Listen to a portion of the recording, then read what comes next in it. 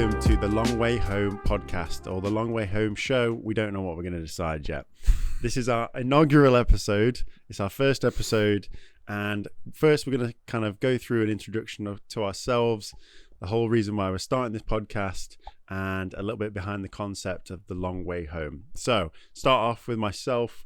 My name's Kyle. I am a big fan of Formula One, as you can probably tell by my t-shirt. Today we are had to get the t-shirt out and show me up there, didn't you? Well, yeah, no. I mean, we're supporting the F1 Ferrari fans because we've had no hope the last couple of seasons, and we've got some interesting updates to give this week. But we are currently in the fast lane offices here in lovely Yorkshire. It is sunny for once. And yeah, I'll pass it over to co-host Jordan. Yeah, my name's Jordan. Always had a love for Formula One. Always been into cars since I was young. Always used to, well, we'll talk a little bit more about it. But I've just always grown up watching F1 with my dad. The smell of a roast and the sound of F1. Cars going round is just distant memories and nostalgic, so I'll carry that on until I die, I think. So yeah, I've always been interested in cars, always wanted to work on cars or be in the industry if I could. It's not really gone that way, but I tried my best at one time in my life to be around cars as much as I could. So yeah, it's just this is the new way. Our love of cars and going into events, and hopefully some more events for us to join, and you guys can come along with us and hopefully enjoy us rambling on nonsense. Yep. So, the Long Way Home. Why did we choose the name? We're actually both big fans of. I was going to say Calvin Harris then. Calvin Harris. Calvin Harris's car podcast. We do like Calvin Harris as well. We do like Calvin Harris. But that's not. But Chris Harris and friends, they have podcasts. Yeah.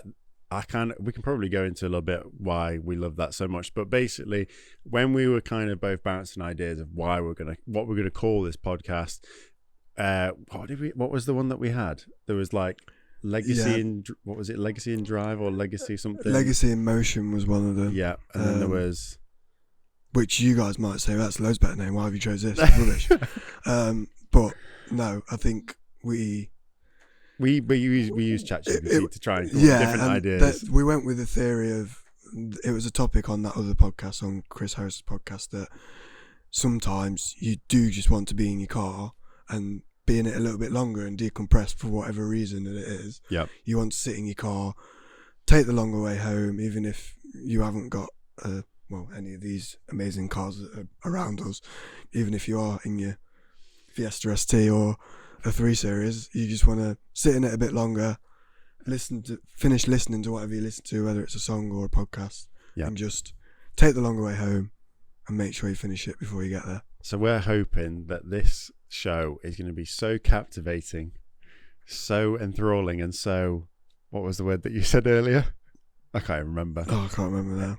Let's just say engaging and enjoyable, that you want to kind of put this on whilst you're driving, and instead of going the quick shortcut route home, you might want to take the long way home. So that's the Let premise. Us know if you like that tagline. Yeah. If you think it's absolute rubbish, blame Neil Clifford off the Chris Harris podcast. Blame Neil Clifford. We took his idea. If it's great, we'll give him loads of praise. Yeah. So, so the concept, we want to talk about all things cars, really. We are probably going to jump more into F1. Today's episode, obviously, it's very topical right now as the season is beginning to get started. F1 has had a ton of regulation changes recently, so this season is going to be pretty crazy.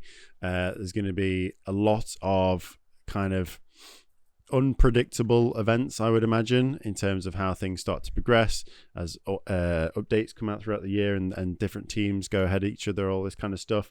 So we're going to talk a lot about F1 today, but we do actually want to weave in talking about cars and other kind of motor vehicle related news and content. To be honest, we, like George kind of said, we also like going to car events, so go later down the line we might have some more content coming out from that. But for today, let's talk about F1. I think F1, we can kind of touch on our thoughts quick synopsis or kind of debrief of what last year was like, and then we can kind of jump into our anticipations for this year and also some of the news, winners, losers, all that kind of what stuff. We probably won't do any predictions today. No, we will probably do a prediction in our next video just because get one out. We've only seen testing and we don't want to be really wrong. Yeah. Which I kind of was last time I tried to do a prediction. So last season, I would say somewhat predictable. I think if I was to give my quick TLDR, too long didn't read of last season, was I was rooting for the McLaren boys to begin with. I was still rooting for Lewis to get an 8th, but he didn't. And then obviously the start of the season was a bit silly with all the rookies. With the first race being Melbourne, it was really wet, wasn't it? So it was a bit messy. Chaos. Yeah. But basically, as it got through the season, I was kind of rooting for the whole Lando Norris. I then had Oscar Piastri in my F1 fantasy team, so I basically defected and started supporting Piastri instead because I thought he had a good chance of winning the championship. And then as they were kind of having this squabble throughout probably like the third. Yeah, when Piastri made those couple of mistakes. Yeah, I then just started to support Max Verstappen because I was just like, it'd be so funny if you won. So I mean, they nearly messed it up for themselves, didn't they? They did. And everyone was questioning the Pi rules at that point. Yeah. But I don't think anyone questions it now because they won the championship on both ends. So no one can really question it. Whether that goes as smoothly again, I don't know, because it's just gonna, if they are as close and they've also got closer runners behind them and they start messing each other up, I don't think it's going to be as nicey as it was last time. No, I mean Oscar. I mean, we all kind of was praising him early on in the season because it was like, oh wow, this guy's kind of stone cold, is calm and collected. I think. But then he did start to spit the dummy out a little bit, doesn't he? I think people appreciated how good he was. Very quickly, and then also say, well, he might actually be better than Lando because he doesn't seem to flipper under pressure. And then he just had those 3 races, I can't quite remember which ones they were, but he just made a couple of mistakes and he was nowhere near it.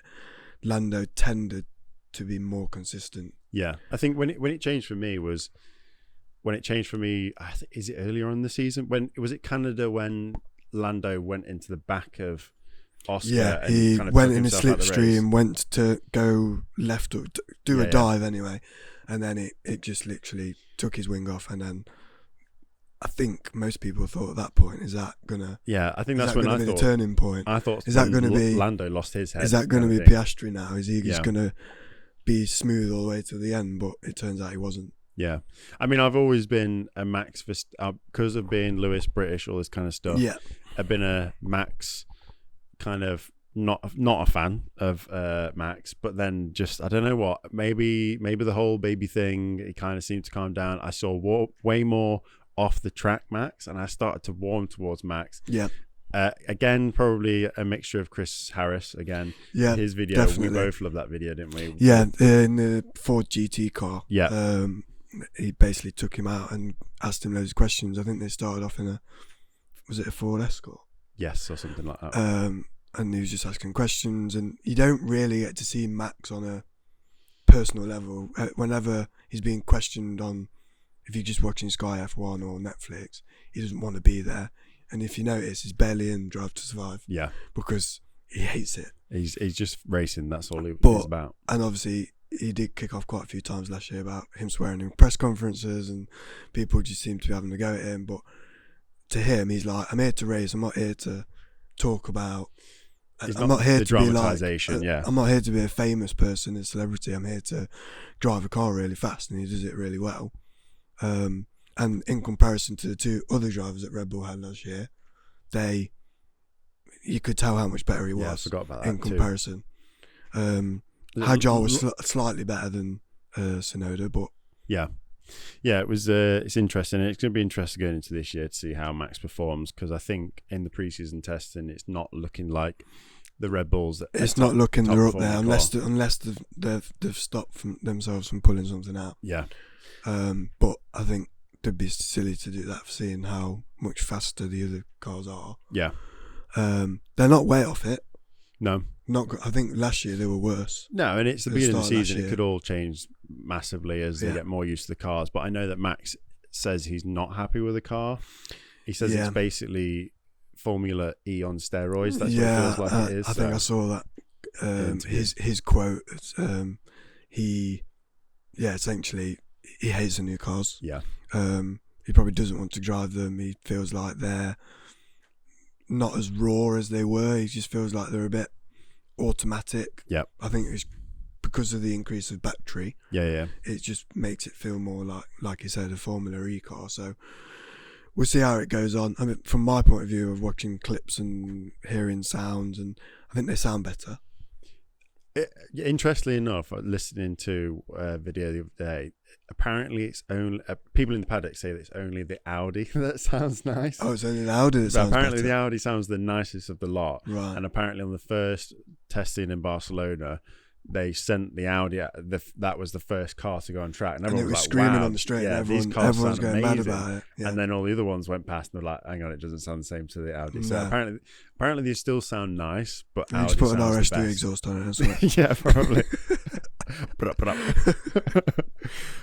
But yeah, I think last season was good. It was nice to see Lando getting on the podium. It was nice to see McLaren winning the overall championship. But yeah, that's in the past now.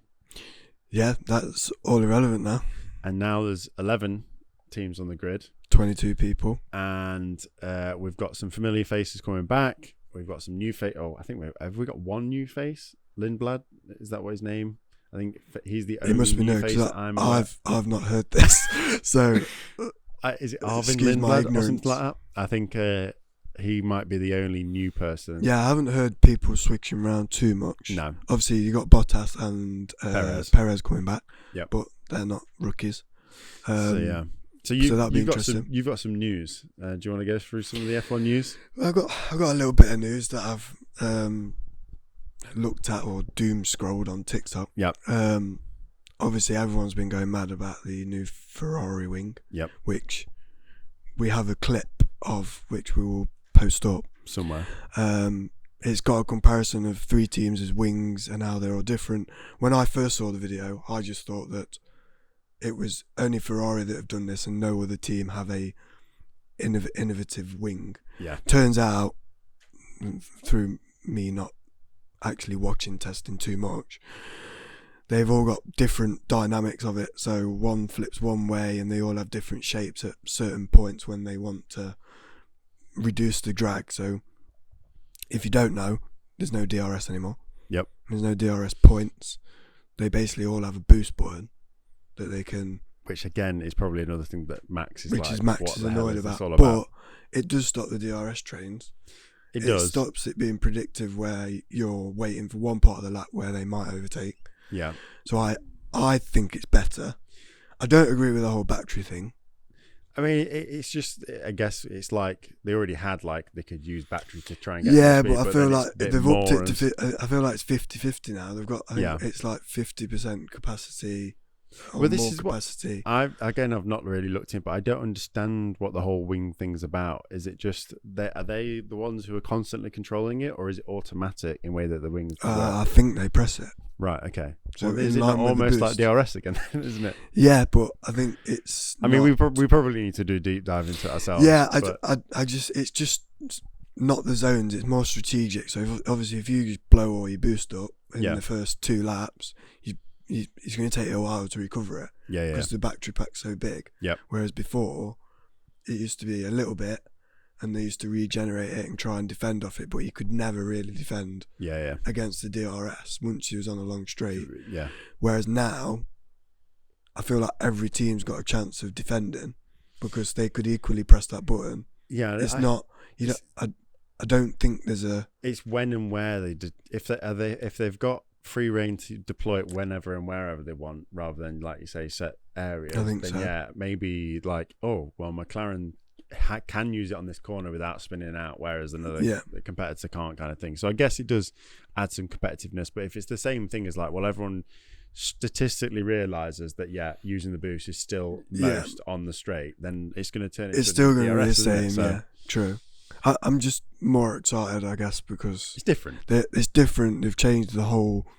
The cars are smaller. They're thinner. Yep. I don't think they're much lighter. I think they're about the same. I think If they've got a bigger battery, I think probably, the restriction is they have to be.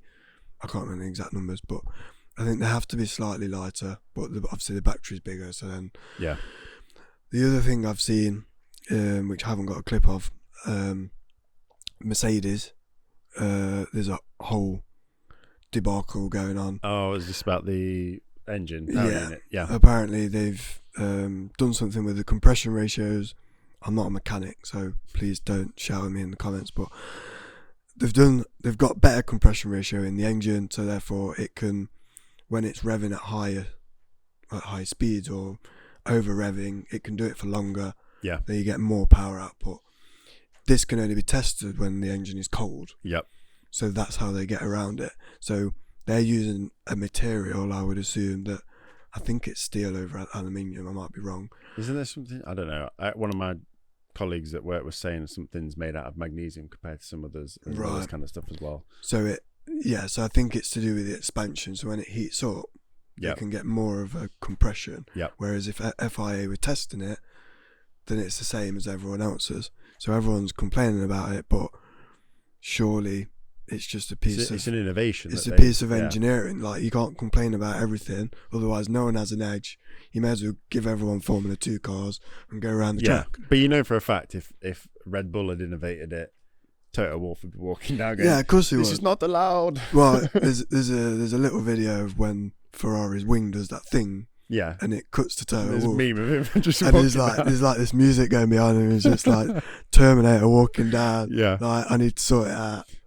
But he's also got his own game somewhere else. And I feel like that all the teams will have that, apart from probably the ones that have just joined or the lower ones. Yeah. They're not going to have, because obviously they've been, the bigger teams have been working on this car for like 2-3 years. Yeah. Because they knew it was happening. I just think it's good. I think it's good to have little edges where they have to find little pieces of innovation rather than it just being, well, this is everyone's car. Yeah. Drivers go and do it, because then it's not really a team effort then, is it? No. The team prepare a car that's the same as everyone else's. Well, you'd end up just having like one manufacturer that gives everyone 22 cars. You may as well just, right, go and have a race. Or buy an F1 car from General Motors and have it done with. Like, you can't do that. So yeah, I think I'm excited for it. Yeah, it's going to be interesting. I think last year, just to touch on last year, I thought it was much better than previous years in terms of excitement. Yeah. So as it got closer, obviously Max could have still won it. Yeah. It was much closer throughout, apart from right at the start. I think when was it Piastri ran away with it a little bit. He was going away with it for a little bit, yeah. And obviously everyone was like, "Oh, Verstappen's done for," and then all of a sudden he's like 3 points off it. Yeah, that's where I was like, he was nipping at both of their heels, and I was like, "Come on, Max, this is just."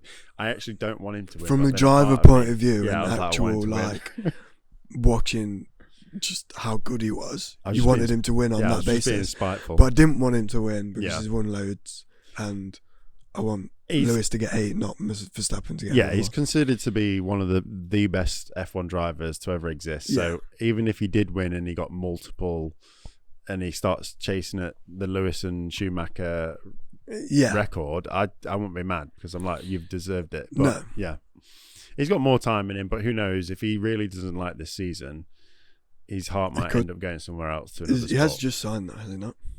What? The contract. I don't know. I think he's not long signed. All right, I'm still out the loop, so I ain't got a clue. Any other? So there's the wing that was pretty cool. I think Fred Vasseur said that in the group we're calling it the Macarena wing. Macarena wing, something like that. But yeah, pretty cool. And the bit about how it's missing the middle bit as well, so that kind of you'll see it on the video. The drag even more. It does like different color outputs of how it looks and how it rotates, and I think a couple still have a slit in the middle. Yeah. Whereas that one just fully flips over, like. It's weird as well, and it looks like a little seal on its back, and then it goes back over again. The weird thing on some of the videos as well is like some of them are flipping from the top and making a gap in the middle, like punching a hole in the middle. Yeah. Some are flipping like to the bottom, so then there's like a whole gap at the top. Yeah. The way that they're kind of moving their wet surfaces, so to say, is like different. Yeah. So that's also interesting because obviously they're all going their own way about it, but then by the end of this season or going into next season, will they all start to amalgamate into, well, this style of wing is just. I mean, they could all copy it. I mean, it could all be that halfway through the season they've all got wings that are doing that. Yeah, in 3 months' time, all the wings are the same. Yeah. Which is fine, but I just think it's really interesting how they all come up with very slight differences, and none of them before they see everyone else's. They all think theirs is the best. Is the best one. Because in their comparison, they've shaved 5/10 off, or in the wind tunnel, it looks like it does like the best thing ever.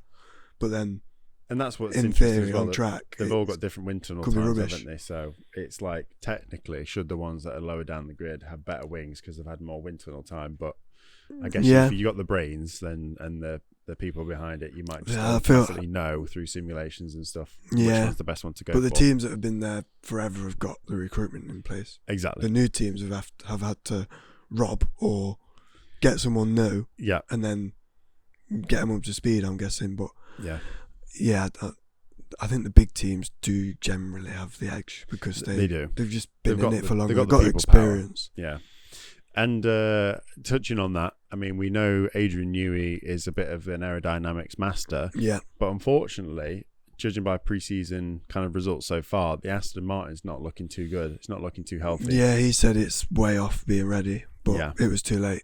So I wouldn't be surprised if that Melbourne car's completely different. Or in some way. They ain't got long, though. Not got long, but I can't... got a couple of weeks, he could literally just go... Well, yeah, we always say like pre-season can be like people sandbag or some people kind of fake stuff or whatever. Yeah. So could be the case. I don't think it is. I think Aston Martin's people double bluffing. Yeah, I think Aston Martin's probably not got it right. If anyone's double bluffing, maybe McLaren could be pulling back a little bit because they don't seem to be number one like they were the last 2 years. Did quite a few laps though. They did, but I don't know. Maybe they're driving at a bit like 90% capacity kind of thing. Who knows? I mean, I think Cadillac did the most laps. Yes, they did do a lot of laps, and I guess we may as well mention it here. But we've actually got a friend who, shout out to Mache if you're listening, who's actually part of the Cadillac F1 team, and no, unfortunately, he's not telling us any secrets, which is annoying. I know, it's not as if we're going to tell anyone. No, exactly. Apart from you lot. But yeah, he's not got any secrets. But hopefully, we can get him on at some point to kind of share the non-secret stuff about being part of F1. I mean, someone listening might have more of a mechanical or car brain than us, but we just have a pure love of cars. He literally knows. He's working on the engine. Oh. We have technical difficulties in the pod. What the hell? How do we turn it on? It's sensor. There we go. We're back in the room. Yeah, he's working on the power unit, so he'll know much more. And even if he did digress into what he's actually done, it'd be like Arabic. I'd just be sat here going, "Wow, that was cool." I have no idea what you're talking about. But on Cadillac, the livery looks beautiful. Yeah, it does. Looks really nice. Have you got a top 2, top 3 liveries for you? I like how Ferrari have gone back to the gloss, or the shiny one, rather than it being matte. Red Bull looks better now. I think that's on my list. I think Red Bull's up there. Yeah, it looks just because they've gone back to old. I feel like it was that dark colour for 10 years, like a moody dark. Yeah, with just a yellow nose. It was a bit boring forever. I just Cadillac Ferrari. I mean, I do like the Audi with the. It's like it's a bit like a Mercedes, isn't it? But then it's got like a fluorescent pink red. But it goes like red and then grey, doesn't it? It's like got such a harsh line down it. Like it looks like some people have made memes about it, but it I don't know. It's too garish for me in terms of the way that like the Cadillac's got that two-tone nice blending of the colours. The Cadillac is nice. They literally look like they've gone red, grey, done. sorted Bosch. Yeah, two-tone. Yeah, I'm not a fan of it, but if you They like got it, Charles to colour it in, I think, for a charity event. one of the team principals, like kids or something Yeah, like yeah. that. You can colour the car in this week. But yeah, so other than the F1, I don't know if you got any other F1 news. No, No? not at the minute. So we won't do any full predictions. I'm sure there's loads of predictions out there you could watch. But I guess cars in general, just talk a little bit about that. I would say that from a personal perspective, I mean, look at this garage. I mean, again, we might put a clip in of a kind of a quick tour. But I would say that my love of cars has grown over the past 7 years or so. Like, I was never heavily brought up on cars, but I've really, since moving up to Yorkshire, being closer to a lot of my family around here, really started to enjoy cars, really started to learn a lot more of them. That's how I got onto the Chris Harris and Friends podcast, is because my granddad's really into classic cars, and I was like, how the hell do you even learn about classic cars without having to go read through magazines, etc. And Chris Harris and his friends, couple of older gentlemen, so they do know older generation cars. They also have a kind of interest for classic cars and new cars, so they talk about the whole kind of spectrum of cars, and I have watched pretty much every episode since. Since you mentioned it to me, I've watched every single one as well. I listen to it every week religiously. So I've been learning about cars through that. But obviously, content alongside watching F1, there's kind of like the Matt Armstrongs that we've talked about. Yep. I watched Officially Gassed, I watched Car Wow, all these different kind of car videos. Yep. I really enjoy them. Now, again, not a super nerd. I don't know all the engineering technicalities, all that kind of stuff. You said, like, what is it, E3, whatever your car is, like numbers and letters for cars. I don't know them. E3, E-series, 3 series. Mine's a 3 series. Whatever you said. Exactly. I don't even know. That's pretty basic. You don't know that. I don't know that shit. I don't know. Like A class, B class, C class, all this. Yeah, I feel like I'm quite. You're a bit more knowledgeable about that kind of stuff. stuff. I feel like I've always liked cars and been brought up around them. Not like your granddad, where he's got cars and you can see them and he rallies them and my dad had pretty basic cars, Mondeos and Ford Focuses, like nothing special, but just being in a car just to me always felt like a happy place and a nice place, and I was one of the first people that could drive when I passed my test, and I'd always say I'll drive to wherever we're going. If we're staying somewhere, going out, the day after I'd drive home, because I was, not because I was the only one, because eventually more people join and they could drive too, but I would always be the one who drove, enjoy it. Because I just enjoy the drive, even if I'm with a horrific hangover the next day after we've been out. I would still prefer to be driving because I enjoy it. I never find it really a chore to drive. I drove up here today. It was sunny. I enjoyed it. Do you drive with tunes or do you drive with podcasts or both? Both. Either or. Okay. More podcasts recently, just I feel like, I don't know, because the weather's been so rubbish. Yeah. I don't feel like putting a good song on. Yeah, I don't need cheering I up. just want to listen to someone talk for. Yeah. I mean, it takes me usually an hour there, an hour home to go to work. So it's perfect timing. It's better for me to. I run out of songs. Yeah. And then I used to always buy Max Power mags when I was younger. Okay. And read through those, which they were a little bit chavvy, but it was just like people buying a 6-string saxophone, doing it up, and I liked that. Yeah. And then obviously you had Need for Speed, you used to do your car up on there, put neons on it and stickers. Whereas now, if I had a car like that, I wouldn't put any stickers on it. I'd have it very clean, a bit like this one. So yeah, I've just always been around it. I've always wanted to drive. You're like searching as well. You'll do the odd browse on Auto Trader. Oh yeah, I love to. Do you know when someone wants a new car? Aspirationally looking. Yeah. I'll look for them because I mean I've got to wait another 2 years till I can look again for my car, unless I come into some money. Yeah. So even if they're only looking for like a Ford Puma, I'll look for them just because I find it interesting and I like to speak to the person for them and go, well, no, don't get that because that's too much, and get into that side of it. So yeah, I've just. I'm one of them noobs that I'd person. rely on auto traders. They've got like a good, fair price and all this kind of stuff. That's fine. I'd they use my might whack you system. with a 14% APR, so it's expensive. Yeah, that's what you got to look at. I'm building an interest in cars. You've got probably a longer runway of interest of cars, I would say. Oh, I actually worked. Well, and we'll probably try and get him on. My cousin owned his own garage for a while, and then he serviced an Aston Martin that people the guy used to rent them out, and then it spiraled that he was just servicing an MOT and doing the regular stuff on Aston Martins in a little garage in Derby. Yeah. And I did a mechanic apprenticeship at school, and then I went and worked for him for like over summer, and that was like the best thing ever because I wasn't allowed to do much, but working on those cars, that was like 2012, and obviously you had the V8 Vantage, the DB9, so like prime Aston, I think.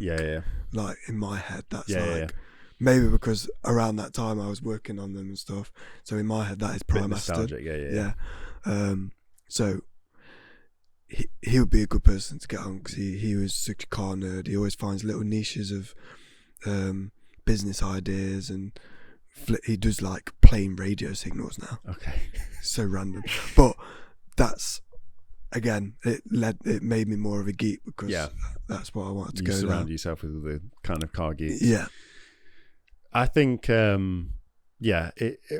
fast lane events, may as well mention it. We go to the Yorkshire Elegance, it's called. We go there once a year. Sometimes we help out. It's kind of families kind of run that business. Favour, I think. Yeah, favour for a favour. So sometimes we help out. Sometimes we just go to enjoy it. The fast lane does lots of other events, which unfortunately neither of us have got access to yet. But hopefully, I'm going to see if I can get myself dragged to one this year. And then F1. Just kind of bring it back, not to F1 in terms of, but like cars in general and motor events. I've been to Silverstone twice. I'm hoping to go to Silverstone. I think I'm going to Silverstone again this year, but then we've both booked tickets to be at Barcelona this year, so we're hoping that June is going to be lovely and sunny. And we're going to have so pissed off if it's raining. Sat on a hill, hopefully with a couple of bevs, and just have a great old time at Barcelona. That'll be your first F1. That'll be my first one, just purely because I've just never managed to go. And someone to go with. Every time he goes, he wants to go and spend £3,000 on a ticket, and I'm like, I have a mortgage. Can't do that. But this time round it seemed a bit more feasible just to go to Barcelona, make a weekend out of it. I get a holiday out of it, so I'm really looking forward to that. Hopefully there's 9 out of 10 chance it's just going to be mint weather and it's going to be lovely. I mean I can't see it being rubbish. It's been rubbish in the past there, but I'm pretty sure it should be fine. I mean it would be our luck, but again, fast forward, you still get to see him. Fast forward a clip to us absolutely miserable wearing raincoats. Oh God, don't. That, I guess that's a little bit more about us. I guess you can hear more as we go through these episodes. I don't know what we've fully decided yet in terms of the schedule in which we're going to release these videos, but hopefully, I guess as the season progresses, we're going to try and get episodes out after every race. It all just depends. We're kind of busy people. This is a passion project, so kind of have some patience with us. But one thing that we do want to try and do every episode is kind of talk about clips of cars or clips of F1 or anything like that, car related content, motor vehicle related content, and have our clip of the week or clip of the episode. So I guess I can quickly go first.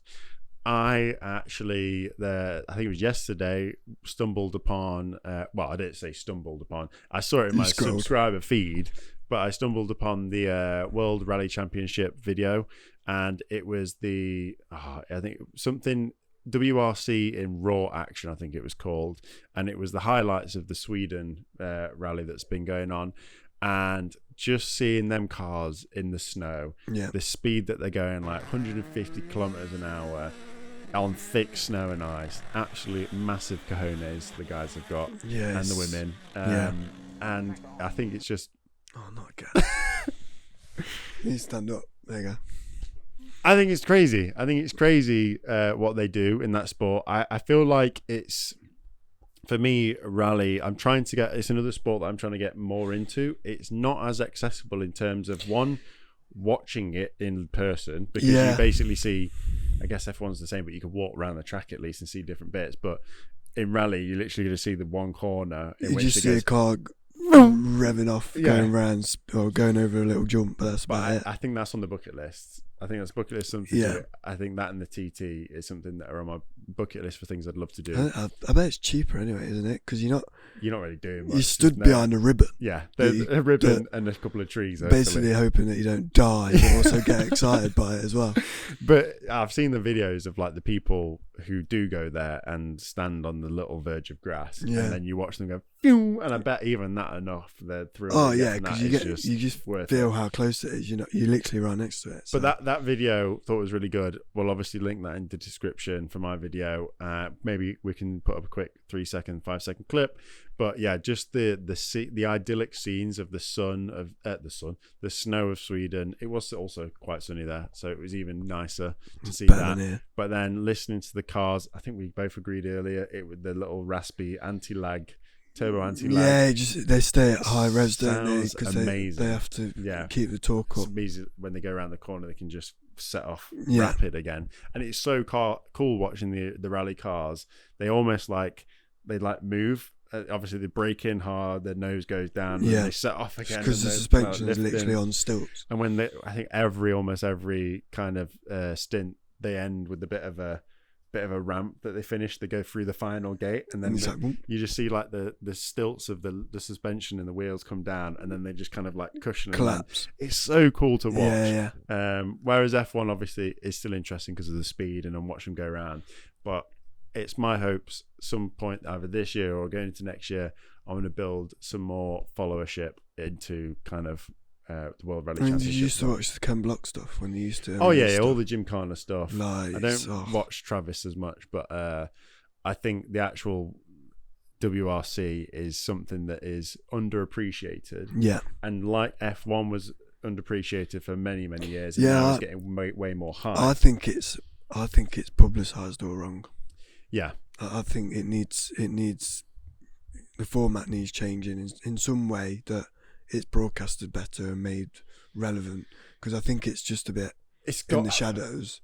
What, F1 or WRC? WRC. Yeah. I think because everyone appreciates how talented they are and how hard it is on all those different surfaces to race a car like that. But I think, it's not as accessible. Like, I don't see it being. I think it's on ITV4 sometimes. I think it's really random. Just also the way that it's filmed and followed. It's not as easy as watching something go round in what is technically a squiggly circle. Not a track. It is. When you're following it, there's a bit where it is just a car goes like past one camera, and then there's like the continuity of what's happening is harder to follow, and that's another reason why it's longer, hard for me. Isn't it? And I watch it on. I just kind of watch the WRC highlights on YouTube. That's how I consume the content. So I've never really watched it on like rally.tv or something like that. I would like to do that.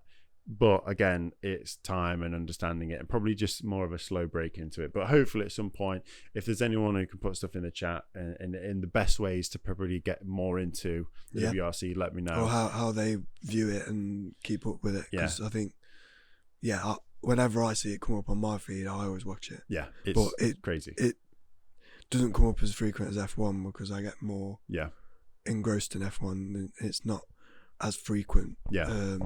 I don't think the World Rally Championship is every week, is it? I think it's quite really understated as a sport, I would say. And I think if it could be the next thing, if you was an investor, like you've seen how Formula One's gone from what it was to what it is now in terms of when you make a machine. Yeah. That could be the next thing that you go into and make it like kind of equally dramatized and make it a thing, like put it in places where it's a bit special. If they had a Drive to Survive of rally, the WRC, people would probably Yeah, get yeah. into it a little bit more. Definitely. I would definitely, because I'd be like, okay, now I think that's what understand it. really helped blow F1 up as Yeah, well. definitely. Also blow the prices of tickets up. Well, yeah.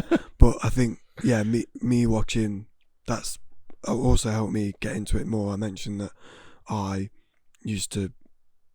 my dad has always watched it religiously. He's always watched F1. He's always loved it. So my memories is on a Sunday, him making a roast, watching F1, and obviously like Schumacher going around and Murray Walker talking and stuff like that. And he used to always play F1 97 on PlayStation 1. Oh, really? So he used to like smash that as well. So like, I feel like F1's more ingrained in me because of my dad's love of it. Yeah. But again, like he's not really bitten, which is probably why I've not been. Yeah. But maybe I could take him to one day as well. That'd be good. That'd be cool. But yeah, I think Drive to Survive really like helped bump it up because everyone actually understood. Oh, it's not just cars going around in a circle over and over again. It's boring. It's in order for these cars to go round in a circle over and over again. Takes a lot.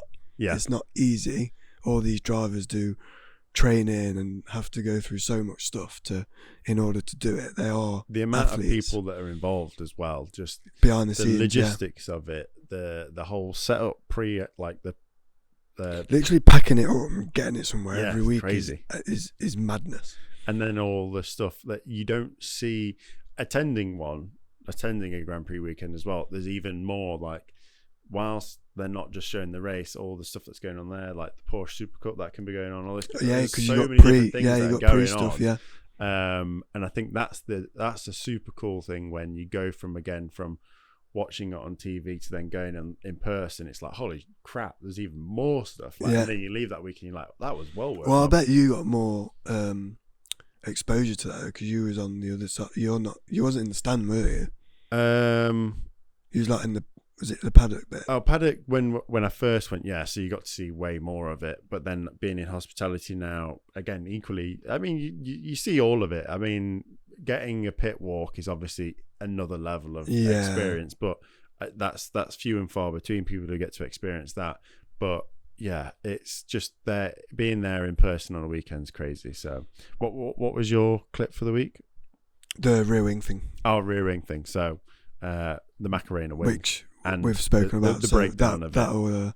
That'll be uploaded as well. Pop it up again if we want on screen, kind of thing. Yeah. So yeah, that's the long way home. We hope you took the long way home to listen to us today. 40-ish minutes of us rambling on. But yeah, we are hoping to put out these roughly every other week. After races, we might do it remote.